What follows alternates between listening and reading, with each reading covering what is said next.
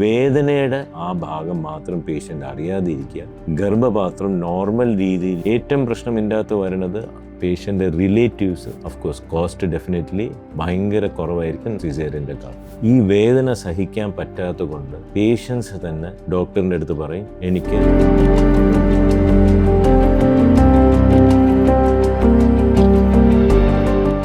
നമസ്കാരം, ഞാൻ ഡോക്ടർ ഉണ്ണികൃഷ്ണൻ, സമദ് ഹോസ്പിറ്റലിലെ അനസ്തീഷ്യോളജിസ്റ്റും പെയിൻ ഫിസിഷ്യനും കൂടെയാണ്. ഇന്ന് നമ്മൾ സംസാരിക്കാൻ പോകുന്നത് വേദന ഇല്ലാതെ പ്രസവിക്കുന്ന രീതികൾ. നമ്മൾ കോമൺലി കാണുന്നത് പേഷ്യൻസ് ഇപ്പം 2 പിള്ളേരുടെയായിട്ടും കൂടുതൽ പൊതുവെ ഉണ്ടാവാറില്ല. അപ്പം ഈ വേദന സഹിക്കാൻ പറ്റാത്ത കൊണ്ട് പേഷ്യൻസ് തന്നെ ഡോക്ടറിൻ്റെ അടുത്ത് പറയും, എനിക്ക് നോർമൽ ഡെലിവറി വേണ്ട, വേദന സഹിക്കാൻ വയ്യ, അതുകൊണ്ട് സിസേറിയൻ ചെയ്ത് എടുത്താൽ മതി. പക്ഷേ ഈ വേദന നമുക്ക് മാറ്റി കൊടുക്കാൻ പറ്റുമെങ്കിൽ അതായിരിക്കും ഏറ്റവും നല്ലത്.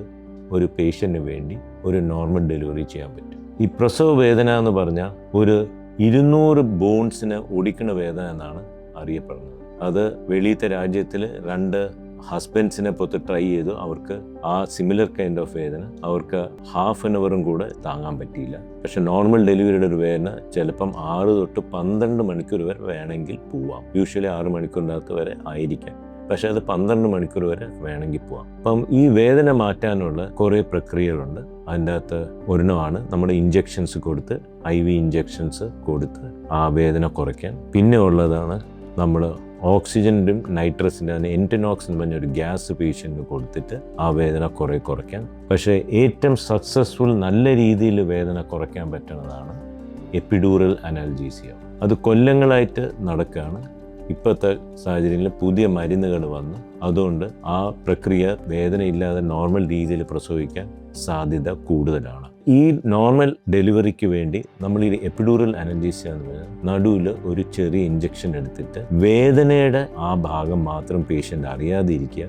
ഗർഭപാത്രം നോർമൽ രീതിയിൽ കോൺട്രാക്ട് ചെയ്യുക, ചുരുങ്ങിയിട്ട് കുട്ടിയെ പുറത്ത് കൊണ്ടുവരാൻ ആണ് നമ്മൾ ചെയ്യുന്നത്. ഇന്ന് എല്ലാവർക്കും ഉള്ള ഒരു ഇതാണ്, നടുവിൽ ഇഞ്ചക്ഷൻ എടുത്ത് ഈ വേദന ഇല്ലാതെ അറിഞ്ഞാൽ അത് കൂടുതൽ സിസേറിയൻ സെക്ഷനിലോട്ട് പോകുമോ? അങ്ങനെ സാധ്യത ഇതുവരെ റിപ്പോർട്ടഡ് അല്ല. നോർമൽ ഡെലിവറി കണ്ടക്ട് ചെയ്യാൻ കൂടുതൽ സാധ്യതയും കൂടുതലാണ്.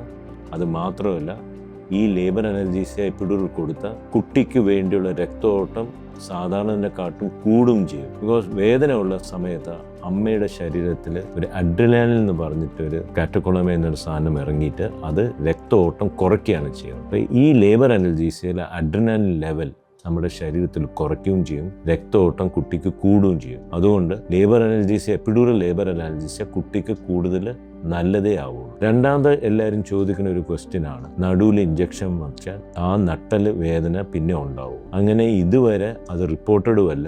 ഈ വേദന ജനറലി വരണത് 8-10 മണിക്കൂർ പേഷ്യൻ്റ് വേദന എടുത്ത് സഹിക്കുമ്പം അവരുടെ നടുവിൽ ഉള്ള ലിഗമെന്റ്സിലും ചെറിയ മസിൽസിലും ചെറിയ ഇഞ്ചുറീസ് വരാം. അതുകൊണ്ടാണ് സംഭവിക്കുന്നത്. സ്റ്റഡീസിൽ നോർമൽ ഡെലിവറി വേദന എടുത്ത് ഒരു നടുവിൽ ഇഞ്ചക്ഷൻ എടുത്തവരും തമ്മിൽ കമ്പയർ ചെയ്തിട്ട് അങ്ങനെ ഒരു സാധ്യതയും കണ്ടിട്ടില്ല. എന്നുവെച്ചാൽ നടുവേദന ഒരു എപ്പിഡൂറൽ അനൽജീസിയ കൊടുത്ത് നടുവേദന വരണത്. ഈ ലേബർ അനൽജീസിയ കൊടുക്കുമ്പം നമ്മുടെ ഏറ്റവും അഡ്വാൻറ്റേജ് എന്ന് വെച്ചാൽ പേഷ്യൻ്റ് വേദനയില്ലാതെ ഇരിക്കാം, നോർമൽ ജോലി നടക്കാം. നമ്മളിവിടെ ആണെങ്കിൽ എക്സർസൈസും ചെയ്യിപ്പിക്കും പേഷ്യൻറ്റിനെ കൊണ്ട്. അങ്ങനെ ചെയ്യുമ്പോൾ കുട്ടി താഴോട്ട് ഇറങ്ങി വരാനും സഹായിക്കും. പേഷ്യൻറ്റിന് സെയിം അറ്റ്മോസ്ഫിയറിൽ വേണമെങ്കിൽ കൂടെ അമ്മയുടെ കൂടെ ഇരിക്കാം, അല്ലെങ്കിൽ സഹോദരൻ ആരാണെന്ന് വെച്ചാൽ ഹസ്ബൻഡിൻ്റെ കൂടെ ആരുടെ കൂടെയെങ്കിലും ഇരിക്കാം. അപ്പം ആ ഒരു അറ്റ്മോസ്ഫിയറിലാവുമ്പം പേഷ്യൻറ്റിനും നമ്മൾ നോർമൽ രക്തഓട്ടവും കൂടുകയും ചെയ്യും. നമ്മുടെ ശരീരത്തിൽ ഹൈപ്പർ വെന്റിലേഷൻ ഉണ്ടാവുന്ന സാധനം പെയിൻ കൊണ്ടുണ്ടായിട്ട് ഹൈപ്പർ വെന്റിലേഷൻ, പേഷ്യൻറ്റ് വേദന വരുമ്പോൾ ശ്വാസം കൂടുതൽ വലിച്ച് കാർബൺ ഡയോക്സൈഡ് കൂടുതൽ വെളിയിൽ പോകും. അതും എങ്കിലും കുട്ടിക്ക് ദോഷമാണ്. അതും നമ്മൾക്ക് നോർമൽ രീതിയിൽ പേഷ്യൻ്റ് വേദന ഇല്ലാതിരിക്കുമ്പോൾ ആ ഒരു പ്രക്രിയ മാറിക്കിട്ടും. നമ്മുടെ ഇവിടെ നമ്മൾ ചെയ്യുന്നത് പെയിൻ തുടങ്ങുമ്പോൾ തന്നെ എപ്പിഡൂറലിട്ട് പേഷ്യൻറ്റിനെ നോർമലായിട്ട് നടത്തിപ്പിച്ച് കുറേ എക്സസൈസും പറഞ്ഞു കൊടുക്കും പേഷ്യൻസിന്. സോ ദാറ്റ് പേഷ്യൻറ്റിനെ കുട്ടി താഴെ ഇറങ്ങാനും സഹായിക്കും. ഏറ്റവും അഡ്വാൻറ്റേജ്, ചില പേഷ്യൻസ് നമ്മൾ കാണാറുണ്ട് ഭയങ്കര BP കൂടിയിരിക്കണമുണ്ട്, അവർക്ക് നേരെ സിസേറിയനിലോട്ട് കൊണ്ടുപോകും. ഇതും ഈ ലേബർ അനൽജീസിയ ചെയ്താൽ ആ BPയുടെ കൺട്രോളും ബെറ്റർ ആവും. എന്നിട്ട് പേഷ്യൻറ്റ് നോർമൽ ഡെലിവറി ചെയ്യാനും ബെറ്റർ ആവും. ഇന്നത്തെ കാലത്ത് 2 പിള്ളേരുള്ള സമയത്ത് ഒരു സിസേറിയൻ ചെയ്ത് ഒരു 8 ദിവസമോ 7 ദിവസം ആശുപത്രി കിടക്കേണ്ട പകരം ലേബർ അനസ്തീസിയ എടുത്ത് പേഷ്യൻ്റ് നോർമൽ ഡെലിവറി ചെയ്ത് 2-ാം ദിവസം വീട്ടിൽ പോണതാണ് നല്ലത്. ഞാൻ റീസെൻ്റ്ലി എനിക്കൊരു എപ്പിസോഡ് ഉണ്ടായിട്ടുണ്ട്. ഏറ്റവും പ്രശ്നം ഇതിനകത്ത് വരുന്നത് പേഷ്യൻ്റെ റിലേറ്റീവ്സ് സമ്മതം തരത്തില്ല. എനിക്കൊരു പേഷ്യൻ്റ് 18 വയസ്സൊരു കുട്ടി പ്രസവിക്കാനിരിക്കുന്നുണ്ടായിരുന്നു.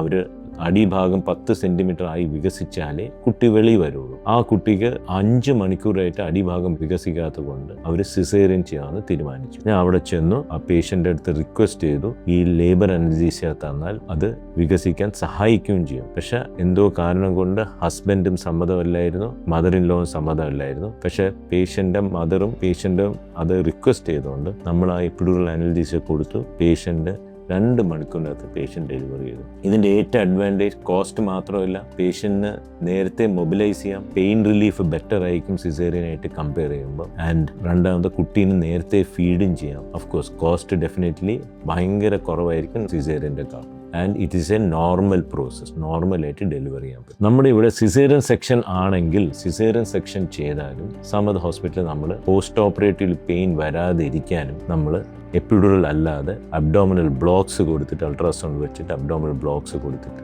നമ്മളത് ചെയ്യാറുണ്ട്. ഏറ്റവും അഡ്വാൻറ്റേജ് ഒരു ലേബർ അനസ്തീസിയ എന്ന് പറഞ്ഞാൽ that patient can be discharge immediately. So എല്ലാ പ്രഗ്നൻറ്റ് പേഷ്യൻസും ഒരു ഹോസ്പിറ്റലിൽ വന്നാൽ അവർ റിക്വസ്റ്റ് ചെയ്യണം, എനിക്ക് എപ്പിഡ്യൂറലോ ലേബർ അനസ്തീസിയ വേണമെന്ന് റിക്വസ്റ്റ് ചെയ്ത പേഷ്യൻറ്റിന് അതുപോലെ നമുക്ക് പ്രിപ്പയറും ചെയ്യാൻ പറ്റും. അവർക്ക് പ്രീ ആൻറ്റിനേറ്റൽ കെയറും അതുപോലെ നമുക്ക് അഡ്വൈസും ചെയ്യാൻ പറ്റും. Thank you.